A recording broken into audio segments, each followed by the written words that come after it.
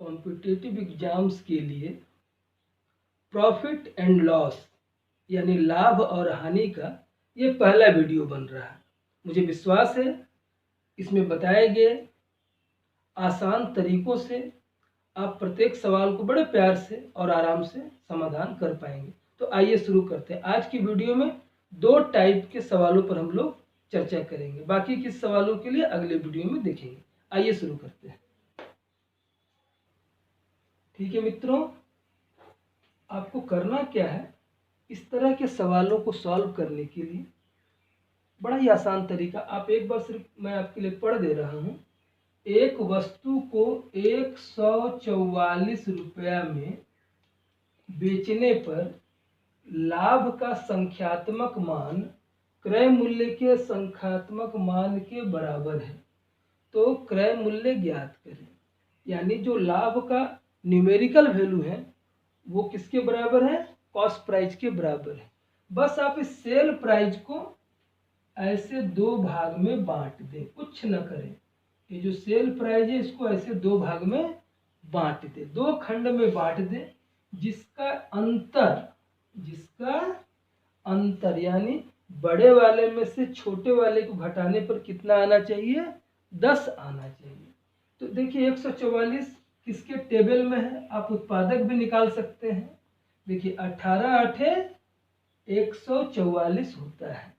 18 का पहाड़ा 8 बार पढ़ने पर 144 आता है। और अच्छा से जब देखेंगे तो दिखेगा 18 में से जब हम लोग 8 को माइनस करेंगे, ऐसे 18 में से जब 8 को घटाएंगे तो अंतर कितना मिल जाएगा?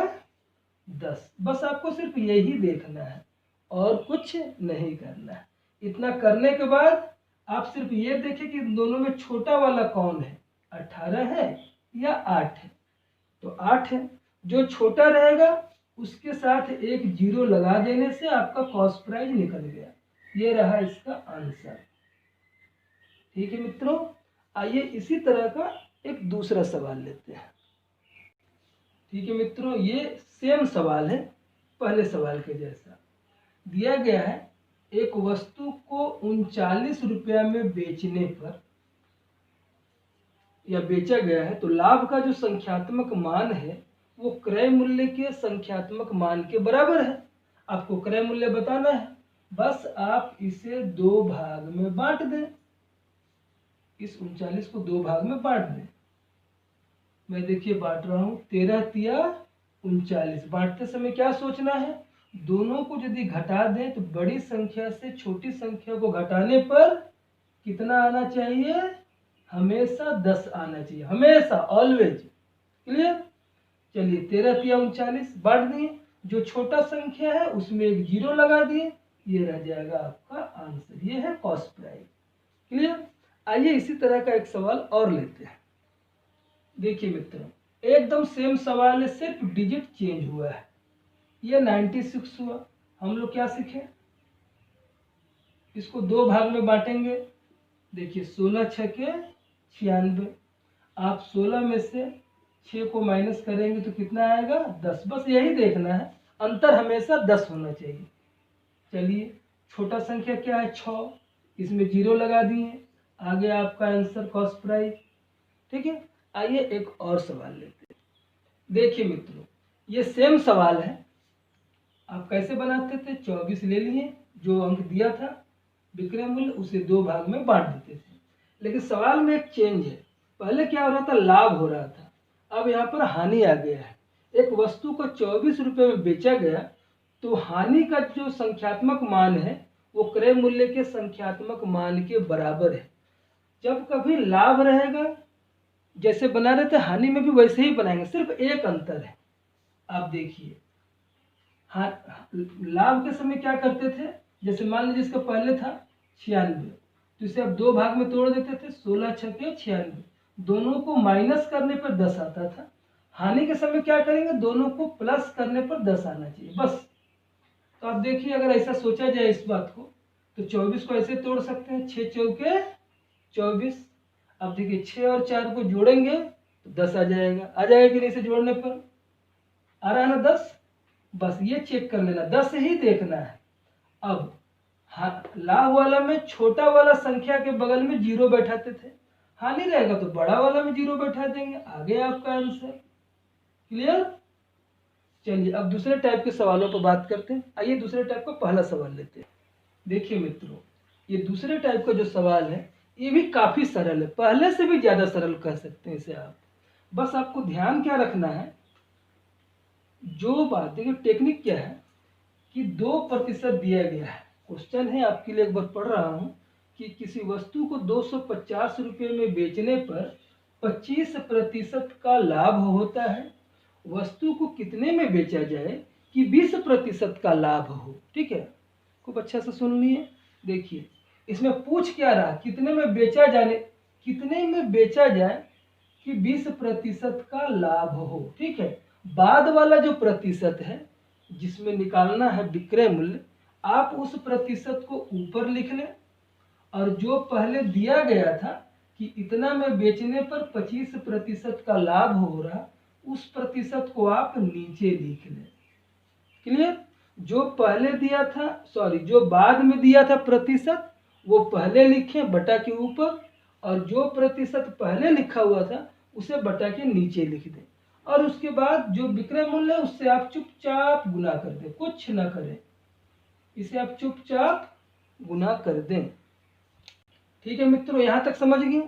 बस एक बात जो आपको मैं अभी तक नहीं बोला हूं कि ये जो परसेंट है ये 100 पे देखा जाता है।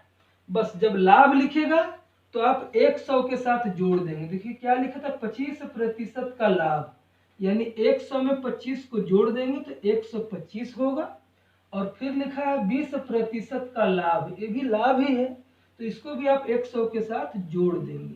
अगर हानि होता तो 100 से घटा कर लिखते हैं। क्लियर? यानी आप इस बात को समझ ले, कभी ऐसा लिखा हो 25% का लाभ, तो आप क्या करेंगे, प्रतिशत माने 100 और उसमें बोल रहा है ये जोड़ दीजिए, यानी 125 लिख देंगे। और अगर ऐसा लिख दे 25% का हानि, यानी आप इस 100 में से 25 को घटा कर लिखेंगे 75। समझ गए? चलिए यहाँ बस इतना ही किए हैं, दोनों ही लाभ था, दोनों ही को 100 के साथ जोड़ दिए। क्लियर? बस अब काट देना है। देखिए 25 पचे 125, और इसको काटे 25 इकाई 25, ये 0 आ गया, कैंसिल। चलिए 5 से 10 को काटे, 5 दूना 10, बस गुना कर लेना है।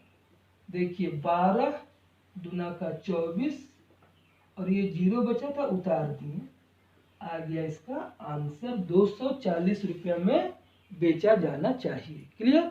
आइए इसी तरह के एक दूसरा सवाल लेते हैं। देखिए मित्रों, अगले सवाल का जैसा ही सवाल, देखिए 2% दिया है, ठीक ना।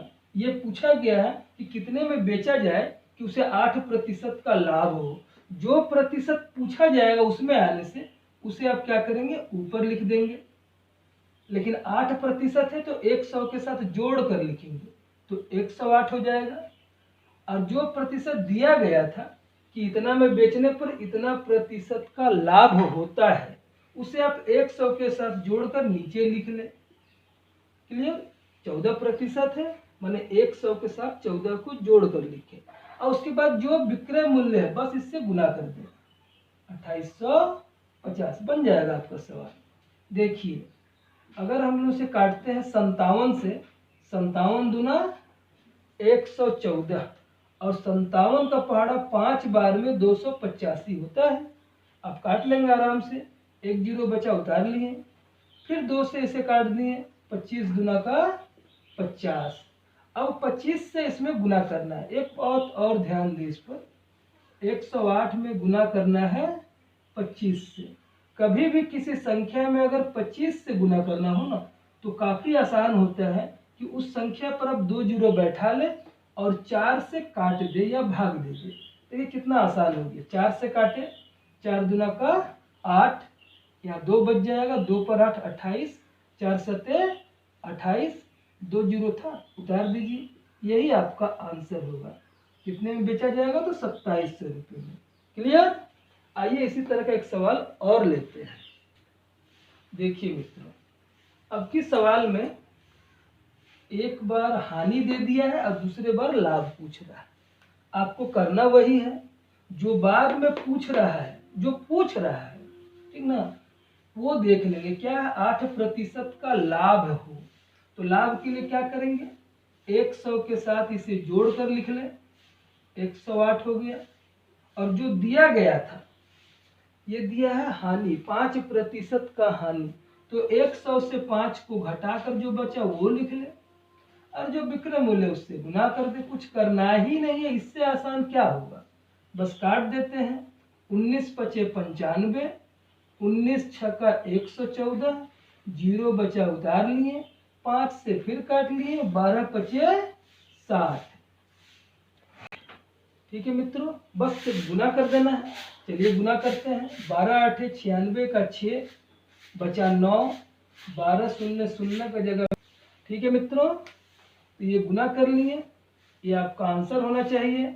12 आठे 96 का 6 बचा 9 और 12 का 1296 रुपये में बेचने पर उसे 8% का लाभ होगा। आइए एक और सवाल लेते हैं। देखिए मित्रों, पहले जैसा ही बिल्कुल बनाना है। लिखा है क्या, 25% का लाभ हो, यानी जो बाद में पूछा जा रहा, उसे आप पहले लिखेंगे। लाभ बोल रहा तो 100 के साथ जोड़ कर लिख रहे हैं। 25% माने 100 के साथ 25 को जोड़ दिए, 125। और जो दिया गया था, बोल रहा 25% का हानि होता है, तो 100 से 25 को घटा कर लिखे हानि होने पर। और जो विक्रय मूल्य आपको दिया गया, सेलिंग प्राइस, बस उससे गुना कर देना है। चलिए 25 से काटते हैं। 25 तिहाई 75, 25 पचे 125, 3 से काटे 17 तिहाई 91, सॉरी 51, और 0 ऐसे ही बैठ गया। तो अब गुना कर देना, 17 पचे 85 और 1 0 बचा, उसको उतार देंगे, यानी 850 रुपया इस सवाल का आंसर है। आइए एक और सवाल लेते हैं। देखिए मित्रों, अगले सवाल के जैसा ही जो बाद में दिया 11% का लाभ हो, तो आप 100 के साथ इसे जोड़ कर लिख लें। और जो पहले दिया था 11% का हानि होता है, बस आप उसे 100 से घटा कर लिख लें। और जो आपका सेलिंग प्राइस है, विक्रय मूल्य, बस इससे गुना कर दें, कुछ नहीं करना है। देखिए 89 दुना 178, 111 का पहाड़ा 2 बार पढ़ना है, 222 रुपया इसका आंसर हो गया। क्लियर। आइए एक सवाल और ले लेते हैं। देखिए मित्रों, ये आखिरी सवाल इस वीडियो का। जो बाद में दिया है उसे पहले लिख लेंगे। 20% का लाभ, लाभ का मतलब 100 के साथ आप 20 को जोड़ दें, बटा के नीचे जो पहले दिया था 20% का हानि, मतलब 100 से आप 20 को घटा कर लिख लें तो 80।